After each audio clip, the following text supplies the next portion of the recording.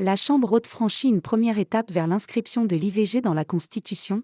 La Commission des lois du Sénat a décidé mercredi de ne pas s'opposer à la réforme gouvernementale malgré certaines réserves, fixant ainsi rendez-vous le 28 février pour un examen tendu dans l'hémicycle.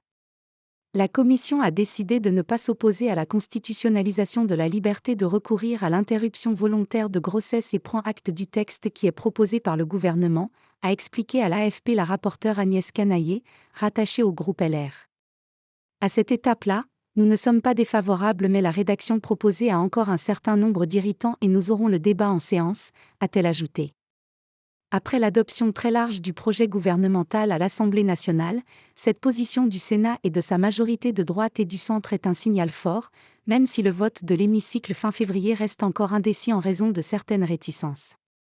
Si l'hypothèse d'un rejet pur et simple du texte s'éloigne, la Chambre haute votera-t-elle au mot près la constitutionnalisation d'une « liberté garantie » à l'IVG, comme l'espère l'exécutif ? Ou choisira-t-elle une nouvelle formulation du projet de loi constitutionnelle, qui obligerait alors les députés à se pencher à nouveau sur le sujet ? Seule une adoption conforme du Sénat ouvrira la voie à un congrès réunissant tous les parlementaires. Il faudra alors dégager une majorité des 3/5 pour valider définitivement cette réforme constitutionnelle. Quelle date pour le congrès ? La date du 5 mars pour le congrès, envisagée fin 2023 par l'exécutif, paraît donc encore très incertaine et le gouvernement se garde bien de la remettre sur la table.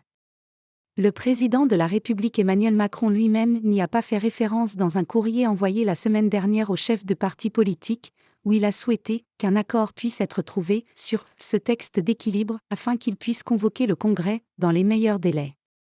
Nous prendrons le temps qu'il faut, avait confirmé mardi le ministre de la Justice Éric Dupond-Moretti, se disant lui-même pas pressé, comme pour cajoler les sénateurs.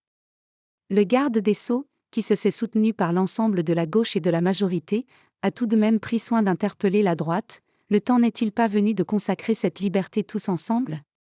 Cela aurait beaucoup d'allure. L'influ président du Sénat Gérard Larcher avait semé le trouble ces derniers jours en rappelant haut et fort son opposition au projet gouvernemental. L'IVG n'est pas menacée en France et la Constitution n'est pas un catalogue de droits sociaux et sociétaux, a-t-il lancé, s'attirant les foudres des associations de défense des droits des femmes. Mépris du débat. Pourtant, le Sénat a déjà approuvé, en février 2023, un texte consacrant dans la Constitution la liberté de la femme à mettre fin à sa grossesse. Mais la notion de garantie n'y figurait pas. Ce débat sémantique risque de cristalliser les discussions le 28 février, avec de potentiels amendements. D'autres sénateurs avancent aussi l'hypothèse d'inscrire d'autres mesures dans la Constitution comme la clause de conscience des médecins, pour rééquilibrer le projet. Cela finira par passer, reconnaissait lui-même ces derniers jours Hervé Marseille, le chef des centristes.